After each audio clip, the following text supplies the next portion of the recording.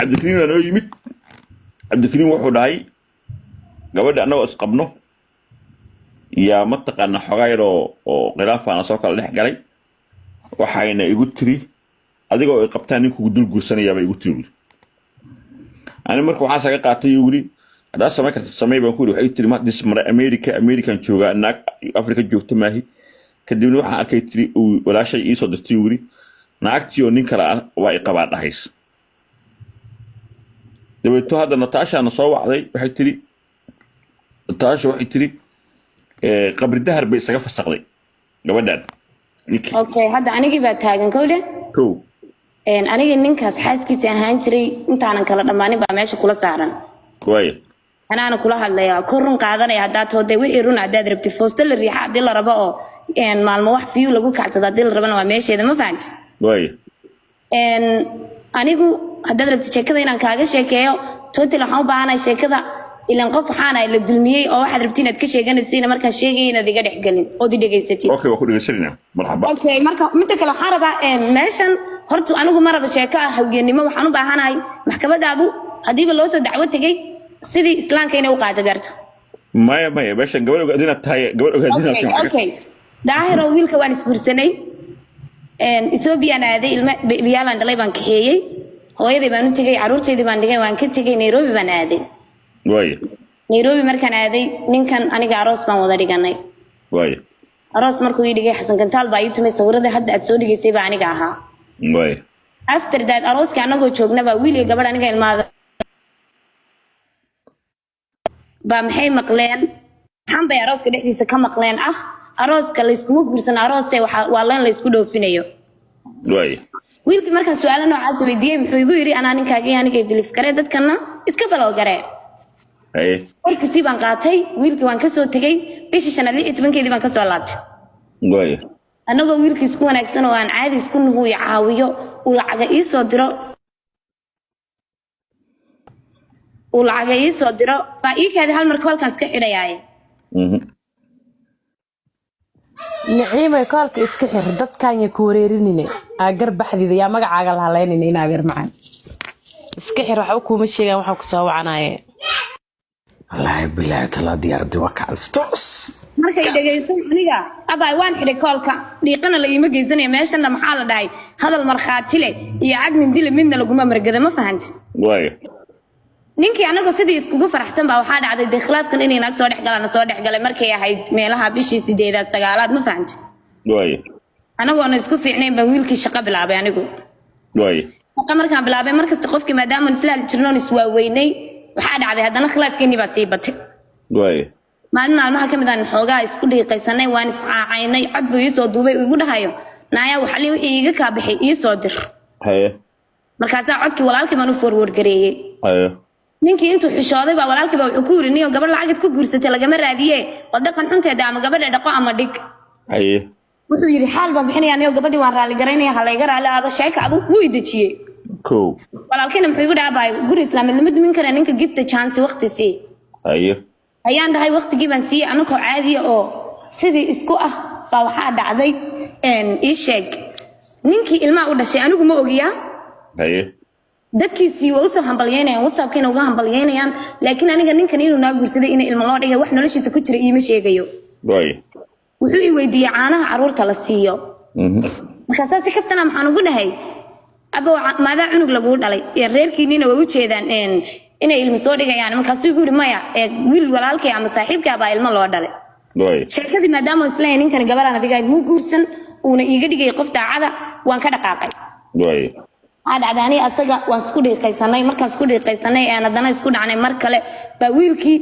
wuxuu igu yiri waxaan u baahanayaa lacagtii igaga ka baxday maalintii arooska ilaa maalinkaad Mareykan tagtay ilaa wixii aan ku siiyay inaad halka ii keentid waxaan ku yiri walaal waadi guursatay nijaas baana tahay de xaaskaaga waxaad siisayna haddaad tiraad waan u xisaabinaya adu dhoorku ku daalaya shalay lacagta kaama xadin kaamana boobinaado ninkayga aad siisay waran iga dhamow baan ku dhahay oo warqadaydiisii ugu yiri ninkii warqadaada kuma siinay waxaan kugu sameynaya anaa garanaya waraa sawir buu ii soo diray markaan gurigiisa joogay uu iga qaaday anoo qaawan wuxuu igu soo diray WhatsApp-ka meesha one time scene-ka la dhaho markuu igu soo diray sawirka waan shoogay markaan shoogay baa maxaa dhacday gabadh kasta sida caadiga ah rag bay ka dhalatay dad bay leedahay dadkaygii baan la hadlay ayadoo la rabo dee mudankay gabadhi reerkooda kala haydina ninkaas laga maro baa waxaa dhacday inay maxaan ku rahdaa familiga waxay leeyihiin dee qayb degan iyo qayb markaas dhiigku ka kacayo sax dadka intii maslaxada jecleed baa maxay dhaheen ninkan waa lala hadli warqadaadii si nadiif ku bixin mar hadduu video qaawan kaa baafinayana xilihiisii ma noqonaysid waad kala dhammaanaysiin markii saas la dhahay baa waxaa dhacday waxaa la hadlay wiil aniga ilmaadeeraan nahay wiilal badan oo qaraabadayda walaalahay oo isaga magaalada la jooga waxay ku dhaheen gabadha sawirkaad ka haysid horta oori kuuma noqonayso ogolaana mayno gabadhii warqadeedii si oo jidka ka mar markay ku dhaheen sidaa jidka ka mar baa ninka wuxuu yidhi gabadhan waan jecelahay ma raba inaan furo maxay waxaan ku yidhi dhegaysta aniga ninka maanta anuu ooridiisii oo xalaal uu igu qabo isawiray uma ogolaanayo qabitaan bajeedaay wejigayga xitaa inuu arko miisku aaminayaan dhahay sheekadii saasaba sida caadiga dadka Mareykan aroortii markay shaqada galaan galabtii waxay u tahay Afrika habeen markay ii noqotay baa waxaan maxkamad baan isla galnay ninkii Afrika oo Ethiopia waxa la igu yiri maadaama badanaa shaqo ku jirtid kiiskaaga qof wakiilo ninkiina waan wacaynaa ninkii waxa la yiri waan wacay waan ku xidhay walaashay baan wakiishay ninkii iyo walaashay iyo maxkamadii baa isla hadlayay garsoorayaashii maxkamadda la keenay adeer macaan meesha la yiraahdo posta la isku soo riixaya ma jirto aniga laygama dhigay nijaasad maxaan ku raada laba nin isku dul guursatay ma fahanti maxkamadii marka ninkii looga wacay baa waxa lagu dhahay niyo maxkamadan oo de shariicada islaamka ku soo wacday waxaana lagu haystaa arrinka noocaasa ninkii wuxuu yiri idin lama hadlayo ma ilmaadaradeed baa tihiin maragii markan gabadha sawirkii wax ka keenay ii goodinaya baa tihiin uu ku jiray telefoonka shariicadii telefoonka shariicadii markuu ku jiray baa waxay ku dhaheen waryaa anagu shariico islaan aan nahay shariicada Nairobi baan ku gudbinaynaa intaan gabadha dadkeedii meesha ayna ku wakiilan aan idin la kala hadalno oo wuxuu jiray meesha la imo naga qaba telefoonka wuxuu dhahay ninkii telefoonkii buu ka wacay waxaan rabaa inaan idin ogaado inaad maxkamadtiin wuxuuna ka wacay video call WhatsApp markuu video call-ka wuxuu arkay inay maxkamaddu yiri ha hadda waad ila hadli kartiin waxa lagu yiri gabadhan maadaama cawradeedii banaanka keentay hortu maxkamadda iyo dadkeediiba waxay ogol yihiin inaad warqadeedii siisid haddii uuna xaal ku qaban oo tu sharciyan iyo tu dhaqan midna ku qaban gabadhaas waa walaasha waa xaaskaagii waana December ya jidka kamar markii sheekadii halka mareysay baa wuxuu yiri ninkani haddaad rabtiin gabadhan inaan furo wax aliya wixii igaga baxay halka hala ii soo dhigo waxa lagu yiri nin xaaskiisii aroosay ama gabaati ka bixiyay ama yarad ama biilayay anagu dhihi mayno soo celi ma fahantay adana gurigaaga dumiyo xaaskaaga cawradeedii banaanka keenaya marka waxa lagu yiri gabadhan intaan go'aan ka gaadhin adigu gacantaada iskaga fur meesha reerkaagina ma taagna reerkeedina ma taagna waxa kula hadlaya waa garsooreeyo iyo kiis maxkamadeed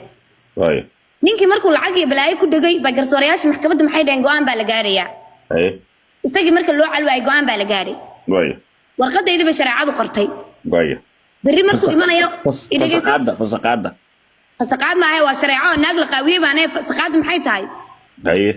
naagu qaawiyay baanay wariyaa ninku uu sawirkeeda qaawan rabay inuu meel keeno anoo xaaskiisii xalaala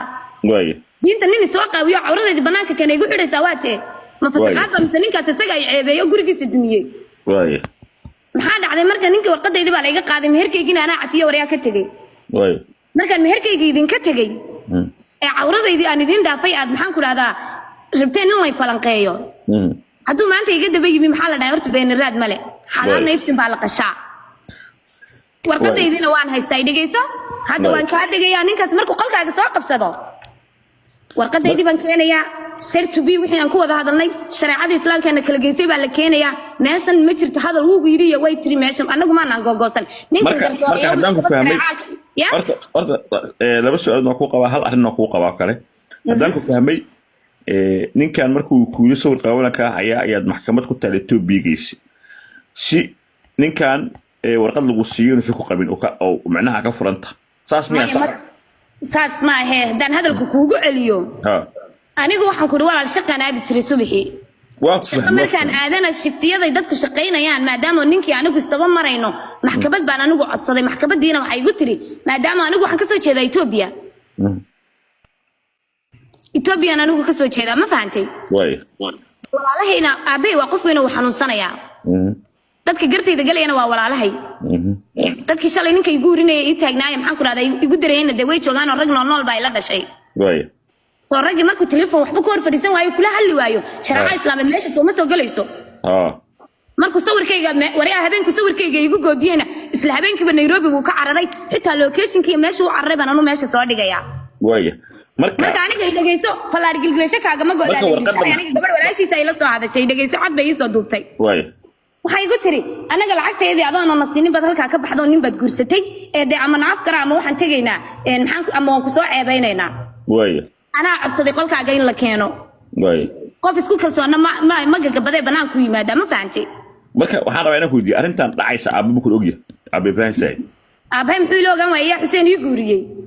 soo hooyadii ma dadku la hadlay waalidkiisa ma ninkani markii uu maxaan ku dhahay sawirkayga keenay uu rabay reerkayga inuu been u sheego oo reerkayga ogaadeen inuu na dhaqan lahayn soo laguma dhin gabadheeda dhigo banaanka ka mar marka aabbaha ma wici karaa ya aabbaha ma wici karaa anig aabbahay waa wici kartaa okay waay marka aabbahay baad wici kartaa hooyada baad wici kartaa maxkamadda shareecada wici kartaa okay su'aal kale qaba markii aad maxkamadda aadis oo Ethiopia maxaa maxkamadda Kenya meesha ku guursateen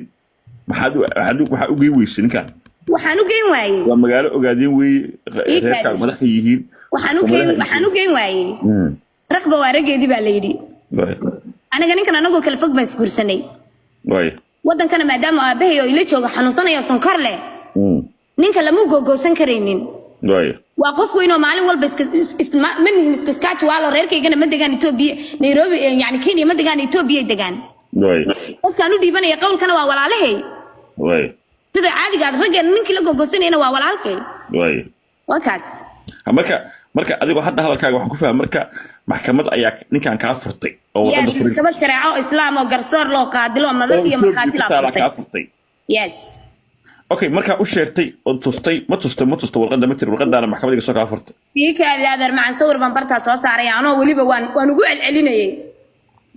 okay waxaan kala rabaa ina adiga taa maxaan ku xaqiijinaa qofkana la hadlaa ina gabadh nimcata nimca Ibrahim Said ina taa maxaan ku xaqiijinaa iikaadi okay hold on okay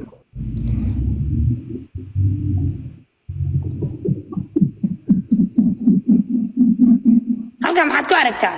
maslaxad mudkal okay waxaad tiri in ku ogeysiiyo oo ogaatid weeye ina isfurtay adi soo iima sheegin oo ku dhaabaayo waxaad tiri 5 jeer ka badan waa ii sheegtay bas itus ku sheegi rabay intaasaan ku sheegi rabay intaas horaa iigu sheegtay ee ka gudub ee ii waran oo ku dhahay okay wajiga ma arkarnaa kaamirada furato dhageyso qofkii la hadlayo saa u confirm garay mid baa rabaa inaan kuu sheego way anigu imika daaqada waan soo qabsaday wixii runana waan cadeeyay kowde way dad baanan ka dhasho qof waxaan ahay dee rag iyo rabbi leh may waa faan inta kale wajiga ma let me finish kaamirada waan furi karaa waan furayaa ii kaadi let me finish haye anigu cadeyn baan wataa laba nin hadalka hadda ma iska zaahir oo idda gabadha anigu laba nin iskuma guursan wariyaan naag waxaan ahay dad dhaqan iyo diin ay soo bareenay maxaan ku raahdaa muslina ma fahantay way nin markaan ka samray wariyaan nin xun oo saqataan intaan oori u noqday inuu cawradayda banaanka keeno markaan ka samray wariyaan in lala dhiqisto la garaaco inuu maanta aniga shawladayda ku soo daba dhigo horta waa nacasnimo kowde وانا غورسنيا وانا دقميا وانا قسليا هدو ربينا على علون او نو واي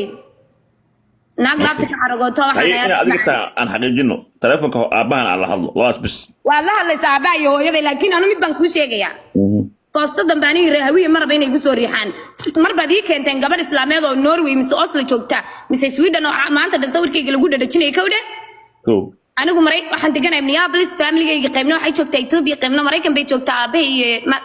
gabar walaashay reerkayga inta kale waligayna Yurub ma arkin foostooyinkan hawee guri xayaa iga joojiyo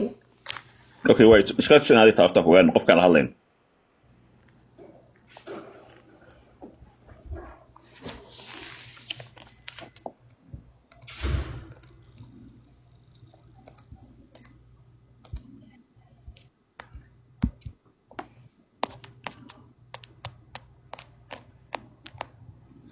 داير